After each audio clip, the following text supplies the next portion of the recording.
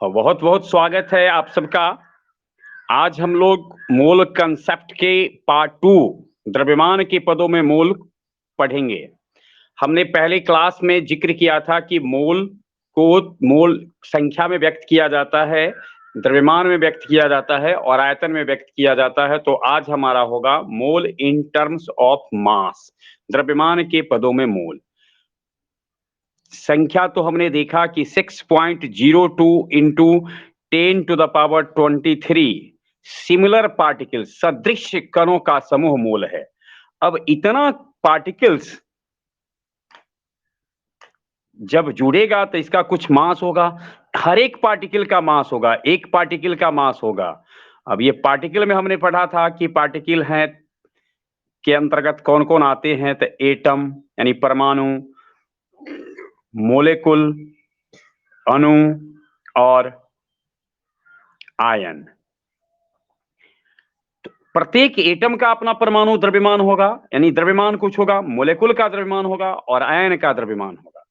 तो जब कभी भी हमको इसमें देखना होगा, यानी द्रव्यमान के पदों में मोल को जब हम पढ़ते हैं, तो प्रत्येक परमाणु या प्रत्येक मोलेकुल या प्रत्येक आयन का जो द्रव्यमान है उसको 6.02 इंटू 10⁻23 से मल्टीप्लाई कर देते हैं। तो एक मोल परमाणु का या एक मोल अणु का या एक मोल आयन का हमको द्रव्यमान ज्ञात हो जाता है। इस चैप्टर में हम सबसे पहले यह पढ़ेंगे कि द्रव्यमान कहते किसको हैं और द्रव्यमान को किस पद में व्यक्त करते हैं। द्रव्यमान सबसे पहले समझ ले, द्रव्यमान मात्रा है, भौतिक राशि है, जो मूलभूत भौतिक राशि है। अंतर्राष्ट्रीय पद्धति में इसे मूलभूत भौतिक राशि का दर्जा मिला है। ऐसे हम एक चीज और इसको ध्यान में रखें, अदिश राशि है। केमिस्ट्री में यानी चैप्टर में द्रव्यमान, परमाणु द्रव्यमान या परमाणविक द्रव्यमान, एटॉमिक मास, आणविक द्रव्यमान, मोलेकुलर मास और आयनिक द्रव्यमान। तो एक परमाणु का जो द्रव्यमान होगा वो कहलाएगा परमाणविक द्रव्यमान, अणु का जो द्रव्यमान होगा वो कहलाएगा आणविक द्रव्यमान और आयन का जो द्रव्यमान होगा वह कहलाएगा आयनिक द्रव्यमान। इसको हम लोग व्यक्त किसमें करते हैं, इसको देखिए। परमाणु द्रव्यमान को व्यक्त करने के लिए जो यूनिट है उसे हम AMU कहते हैं। नाम से ही स्पष्ट है, एटॉमिक मास यूनिट। हालांकि एटम के मास को यूज करने के लिए किया गया था यह, परंतु मोलेकुलर मास जो होता है आणविक द्रव्यमान, वह अणु बना होता है एटम से। तो एटम का जो मास जिसमें व्यक्त किया जाता है उसी में आणविक द्रव्यमान को भी व्यक्त करते हैं, उसी में आयनिक द्रव्यमान को भी व्यक्त करते हैं। अब हम समझेंगे कि AMU कहते किसको हैं। फिर से एक बार ध्यान में रखें, यह परमाणु के द्रव्यमान को व्यक्त करने के लिए चुनी गई इकाई है, स्टैंडर्ड है। और ये बोलते किसको हैं, तो कार्बन का जो परमाणु C12 वाला होता है, यानी कार्बन का समस्थानिक C12, इसको मानक मानकर, इसको आधार मानकर अन्य तत्व के परमाणु के द्रव्यमान को निर्धारित किया गया।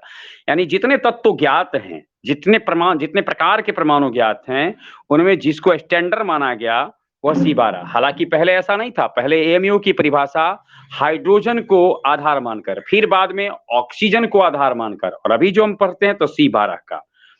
एक AMU यानी परमाणु द्रव्यमान इकाई कहेंगे किसको, AMU।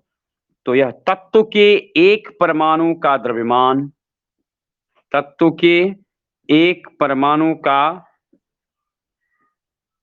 द्रव्यमान अब बटा 1/12 इंटू C12 के एक परमाणु का द्रव्यमान, C12 के एक परमाणु का द्रव्यमान। तो कहने का अभिप्राय है, अब इसे हम परिभाषित इसको करते हैं, तो किसी तत्व का परमाणु द्रव्यमान इकाई परिभाषित करते हैं। किसी तत्व का परमाणु द्रव्यमान इकाई एक संख्या है जो बताती है कि उस तत्व के एक परमाणु का द्रव्यमान C12 के एक परमाणु के द्रव्यमान के 12वें भाग का कितना गुना है। अगर हम इसको ऊपर ले जाएंगे तो AMU बराबर यह भी लिख सकते हैं 12 इंटू तत्व के एक परमाणु का द्रव्यमान बटे C12 का परमाणु द्रव्यमान। अब जैसे अगर सोडियम का परमाणु द्रव्यमान 23 AMU है, हमने कहा कि 23 AMU है, तो इसका अभिप्राय हो गया कि सोडियम का एक परमाणु C12 के एक परमाणु के 12वें भाग का 23 गुना है। अर्थात C12 में के परमाणु द्रव्यमान में C12 का जो द्रव्यमान है उसमें 12 से भाग देने के बाद भागफल को जब सोडियम के एक परमाणु के द्रव्यमान में भाग देंगे तो 23 प्राप्त होगा। अब एक बात और ध्यान में रखना है, ये तो हमने बताया परमाणु द्रव्यमान इकाई की परिभाषा। सोडियम के परमाणु द्रव्यमान को 23 AMU लिख सकते हैं, 23 U भी लिखते हैं, यानी AMU लिखें या U लिखें या कुछ भी ना लिखें, नथिंग, 23 यानी सोडियम का परमाणु द्रव्यमान 23 AMU लिखिए, सही है। 23 U लिखिए, वह भी सही है। सीधे 23 लिख दीजिए, यह भी सही है। अर्थात कि परमाणु द्रव्यमान इकाई को AMU, U या नथिंग कुछ भी न लिख करके भी लिखा जा सकता है। अब हम लोग देखते हैं कि एक परमाणु द्रव्यमान इकाई, यह तो एक यूनिट है, जैसे ग्राम यूनिट है, किलोग्राम यूनिट है मात्रा का। उसी तरह से हम AMU परमाणु का एक छोटा सा पार्ट जो एटम है उसका द्रव्यमान का यूनिट है, यह भी मास का ही यूनिट है। तो इसका कुछ रिश्ता तो होगा ना, ग्राम से किलोग्राम से रिश्ता होगा। तो देखते हैं हम लोग, 1 AMU बराबर हो गया 1/12 इंटू C12 का C12 के एक परमाणु का द्रव्यमान, के एक एटम का द्रव्यमान। और ऐसा प्रयोग से ज्ञात है कि 6.02 गुने 10⁻23 अर्थात 1 मोल C12 का परमाणु द्रव्यमान बराबर होता है 12 ग्राम। इतना का 12 ग्राम होता है तो एक का कितना हो जाएगा, एक C12 का भाग पड़ जाएगा 12/6.02 इंटू 10⁻23, ये ग्राम हो गया। अब AMU का ऊपर में देखिए लिखा हुआ है 1/12 इंटू C12, यानी 1/12 इंटू C12 के एक, यानी 12/6.02 गुने 10⁻23 ग्राम। 12 से 12 कट जाएगा और अब हम 10⁻23 को ऊपर ले जाएंगे तो 10⁻−23 6.02, इसको करेंगे तो हम ये भी कर सकते हैं 100 इंटू 10⁻−23/6.02 ग्राम।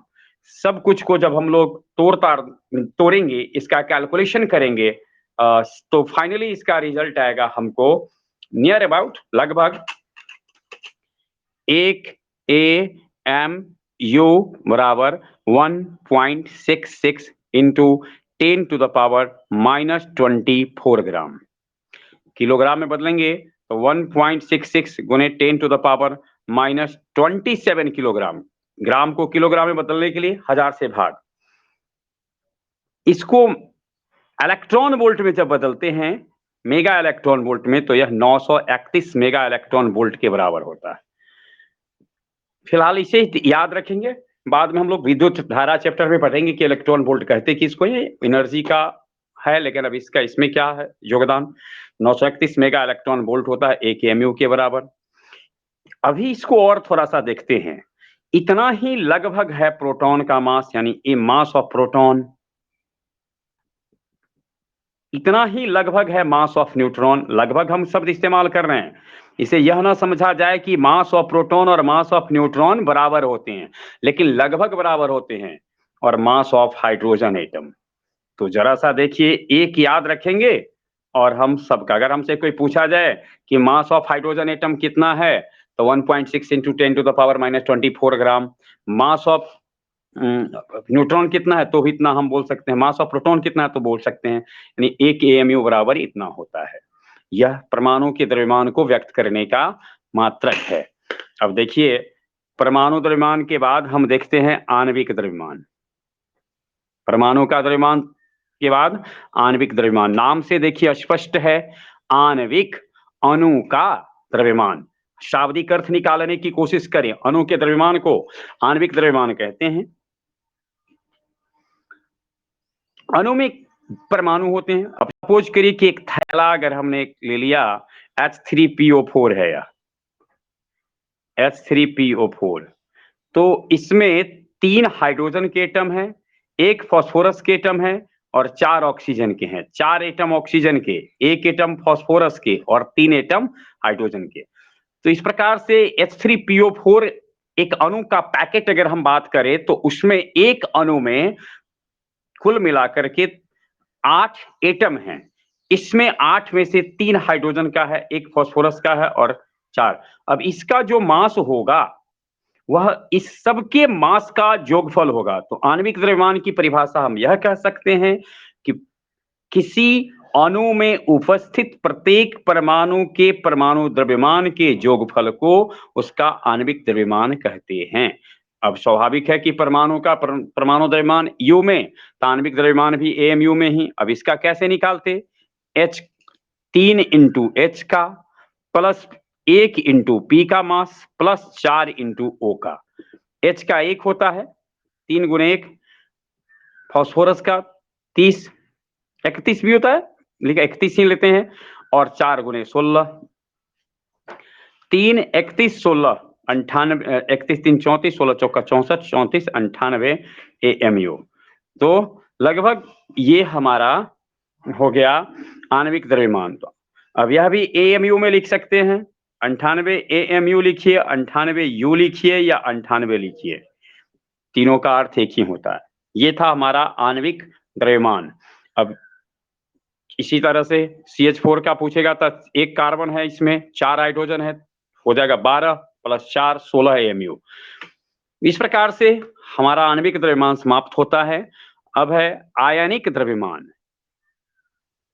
आयनिक द्रव्यमान डिफिनेशन क्या होगा? आयन का द्रव्यमान हमें समझना पड़ेगा। पहले आयन बना कैसे था?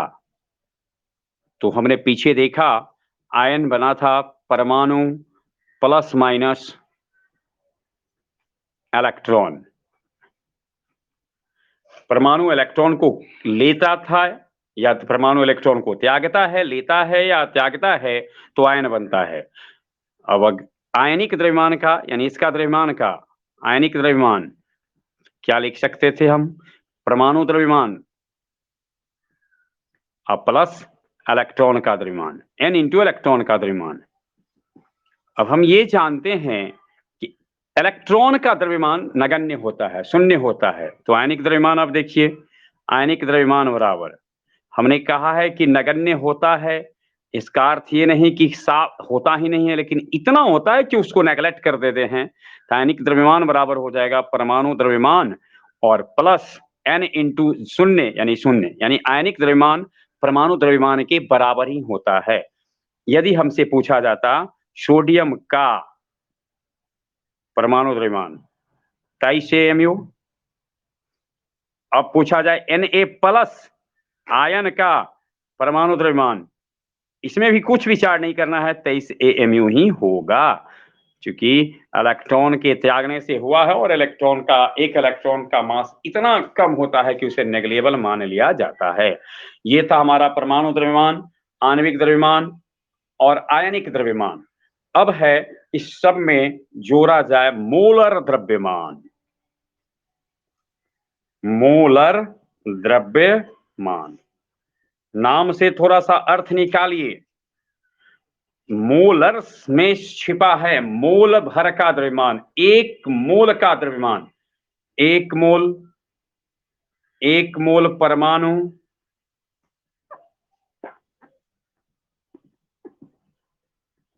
1 मोल अणु,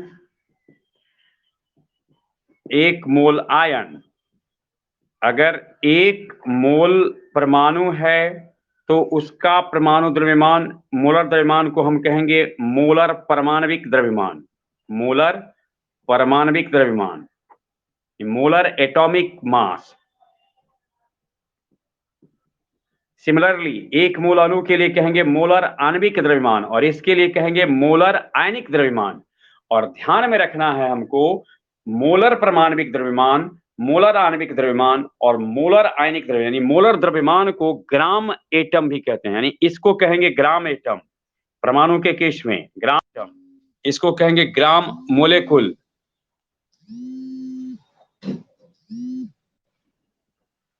ग्राम मोलेकुल और इसको बोलेंगे ग्राम आयन। तो अब यही थोड़ा ध्यान में रखना है, प्रॉब्लम पूछता है, लिखा रहेगा कहीं ग्राम एटम तो समझ जाएंगे हम कि मोलर द्रव्यमान है, मोलर परमाणविक द्रव्यमान है। ग्राम मोलेकुल तो समझेंगे कि मोलर आणविक द्रव्यमान है, और ग्राम आयन का समझेंगे मोलर आणविक आयनिक द्रव्यमान है। तो इस प्रकार से मोलर द्रव्यमान, एक मोल कण का द्रव्यमान। अब एक मोल परमाणु का द्रव्यमान मोलर परमाणु द्रव्यमान, एक मोल अणु का द्रव्यमान मोलर आणविक द्रव्यमान, एक मोल आयन का द्रव्यमान मोलर आयनिक द्रव्यमान, और इसे ग्राम atom, gram molecule, gram ion भी कहते हैं। कहीं अगर दिया है सोडियम, अब जैसे अगर लिखा है पोटासियम का मोलर द्रव्यमान, मोलर परमाणविक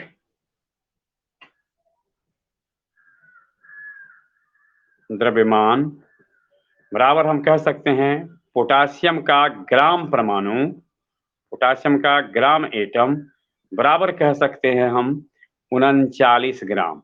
अब इसका मतलब क्या हुआ, इसको दूसरे शब्द में कह सकते हैं कि 6.02 इंटू 10⁻23 एटम्स ऑफ पोटासियम का जो मास है वह है 39 ग्राम।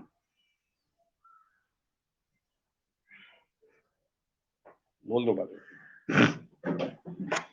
समझ गए ना। तो ये है हमारा पोटासियम का, यानी कहने का अभिप्राय कि मोलर परमाणविक द्रव्यमान। इसी प्रकार से अगर हमसे पूछा जाए CO2 का मोलर आणविक द्रव्यमान, तो CO2 का तो कार्बन का 12 होता है, ऑक्सीजन का 16, 2 का 32, तो 12 प्लस 32 ग्राम यानी 44 ग्राम।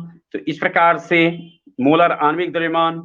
सिमिलरली NH4 प्लस, अगर एक देखते हैं हम NH4 प्लस,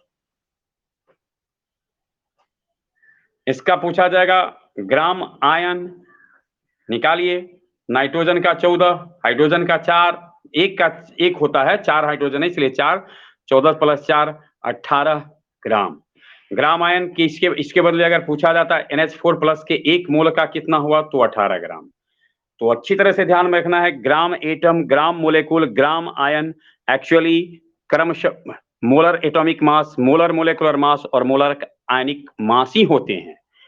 तो इस प्रकार से हम देखें मोलरता यानी मोलर परमाणु द्रव्यमान, इन दूसरे शब्द में कह सकते हैं कि संख्या और मास में क्या रिलेशन है। अब जैसे 1 ग्राम एटम ऑफ C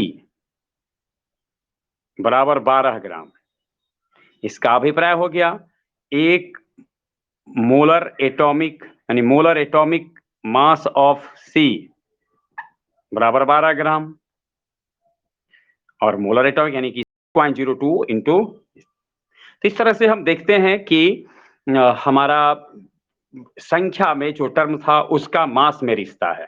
अब हमको फॉर्मूला कुछ ध्यान में रखना पड़ेगा। मोल बराबर नंबर ऑफ मोल बराबर, इसमें कैसे निकालेंगे, नंबर ऑफ मोल बराबर ध्यान में रखिए गिवन मास यानी जो दिया रहेगा वह upon molar mass. Molar mass, molar mass element रहेगा, तत्व रहेगा, तो उसमें जोड़ देना है एटॉमिक, मोलर एटॉमिक मास। कंपाउंड रहेगा तो जोड़ना है मोलर मोलेकुलर मास, और आयन रहेगा तो जोड़ना है मोलर आयनिक मास। लेकिन दिया केवल ध्यान में रखना हमको गिवन मास में मोलर मास से भाग देंगे तो मोल की संख्या ज्ञात होगी। अगर हमको मास अगर प्राप्त करना पड़ेगा, मास और मोल दिया रहे तो मास बराबर हो जाएगा number of mole into molar mass. यही फार्मूला को हमको ध्यान में रखना है। एक दो प्रॉब्लम देखते हैं। अगर कहीं लिखा हुआ है 32 ग्राम ऑक्सीजन में, 32 ग्राम ऑक्सीजन में मोल की संख्या, मोल की संख्या। अब मोल 32 ग्राम गिवन मास हो गया 32, नंबर ऑफ मोल बराबर 32, और ऑक्सीजन का मोलर परमाणविक द्रव्यमान होता है 16। अब ये कहिएगा कि ये कहां से याद होगा, ये याद करना पड़ेगा, और ये एक्सपेरिमेंटल है। 118 तत्वों के जो कि जो मोलर एटॉमिक मास हैं ये एक्सपेरिमेंटल हैं और ये हमें ध्यान में रखना पड़ेगा। 118 का हम नहीं कर सकते, लेकिन कुछ जो जरूरी है, जो व्यवहारिक है, फिर जो प्रचलित है, उनका परमाणु द्रव्यमान हमें याद रहना चाहिए। काट दीजिए, 2 मोल हो गया। अब अगर इसमें पूछता कि इसमें कितने एटम होंगे, तो 1 मोल में एटम हम जानते हैं, तो 2 मोल में हम गुना कर लेंगे। एक क्वेश्चन और देखते हैं। अगर ऐसा है 51 ग्राम NH3 में मोल, तो पहले NH3 में मोल, NH3 का ग्राम एटम ग्राम मोलेकुल निकालिए, यानी ग्राम आणविक द्रव्यमान निकालेंगे। तो N का 14, H का 3, यानी 17 ग्राम हो गया, यानी 17 ग्राम हो गया इसका हमारा मोलेकुलर मास, मोलर आणविक द्रव्यमान, और 51 ग्राम है दिया द्रव्यमान, तो इसलिए नंबर ऑफ मोल बराबर नंबर ऑफ मोल कितना होगा, तो 51 बाई 17 3। अब इसी में पूछता कि यानी 51 ग्राम में 3 मोल हुए। अब इसमें पूछता अणु की संख्या कितनी है, तो 3 से गुना कर दीजिए। एक अणु में, अब इसमें पूछा जाता अगर कि कितना एटम्स हैं, तो हम क्या उत्तर देंगे, एक अणु में 4 एटम है, अमोनिया के 4 एटम हैं। तो अगर कहा जा रहा हो कि 51 ग्राम में कितने एटम होंगे, तो 3 मोल आया है, एक अणु में 4 एटम होते हैं, तो 3 गुने 4 गुने 6.0 इंटू 2 इंटू 10⁻23। 3 किससे गुना, क्यों, तो मोल की संख्या है, 4 किससे गुना, तो एक अणु में 4 एटम है इसलिए।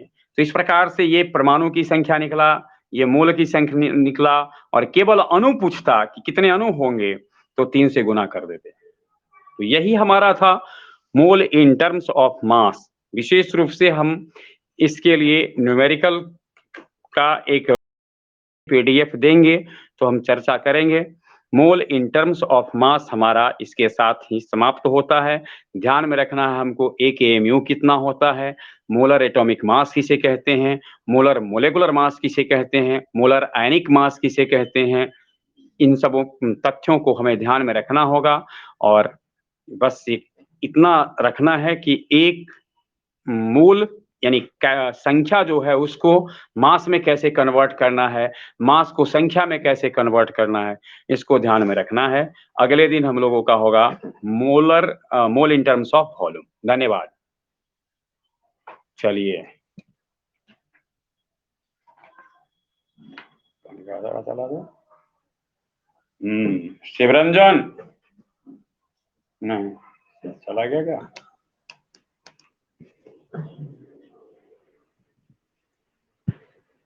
हाँ हाँ, शिवरंजन, नहीं, नीजू, नीजू, समझ में आया है? अच्छा, ठीक है, तो ठंडा पीजिए आप लोग।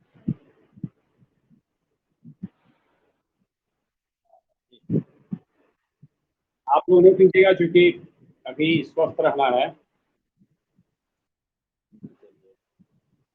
क्वेश्चन आज आज मैथ का हो सकता है क्लास, ठीक है, हो सकता है बोल रहे हैं, लेकिन मतलब डिपेंड करता है 2-2:30 बजे तक, ठीक है। हो सकता है तो 3 बजे हो सकता है, हम लोगों का 3 बजे हम लोग करेंगे। धन्यवाद। शिवरंजन, नहीं लगता है कि कनेक्ट नहीं हो पाता। लक्ष्मी, क्रांति, अच्छा, ये मोलर में एटॉमिक मास सुने थे, किसको बोलते हैं, किसे बोलते हैं मोलर एटॉमिक मास, मोलर परमाणु द्रव्यमान किसे कहते हैं?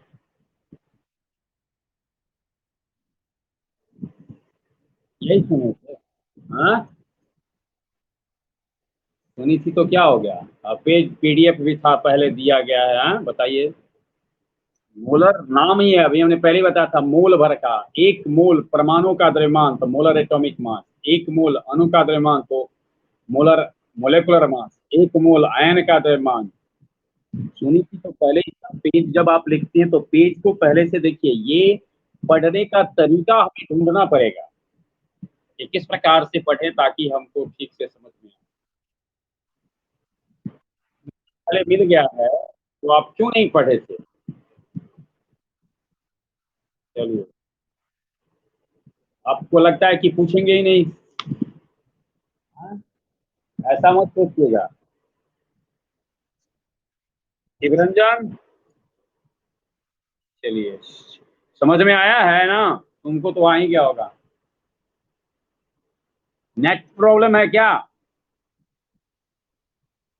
नेटवर्क प्रॉब्लम है तुम्हारा, आराम करो। गुंजन,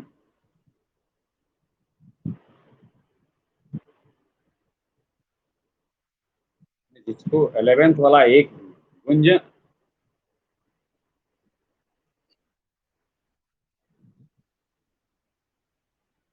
की मोलर एटॉमिक ये मोल इन टर्म्स ऑफ मास पढ़ी थी?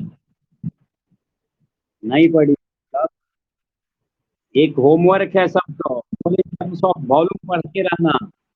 हम पढ़ेंगे मोल इन टर्म्स ऑफ वॉल्यूम। ठीक है, अभी 11 बजे से है ना हमारा क्लास में है सेलों का समूहन, तो उसको भी देख लीजिए। पढ़वे नहीं कीजिएगा तो फिर कैसे काम चलेगा? एक तो यूं ही दूरियों पर क्लास हो रहा है, तो इसमें जब इस तरह की दशा बने तो प्रत्येक व्यक्ति का दायित्व तो बढ़ जाता है।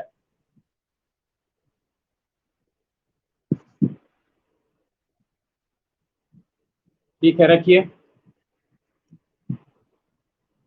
चलिए, क्लास समाप्त हो।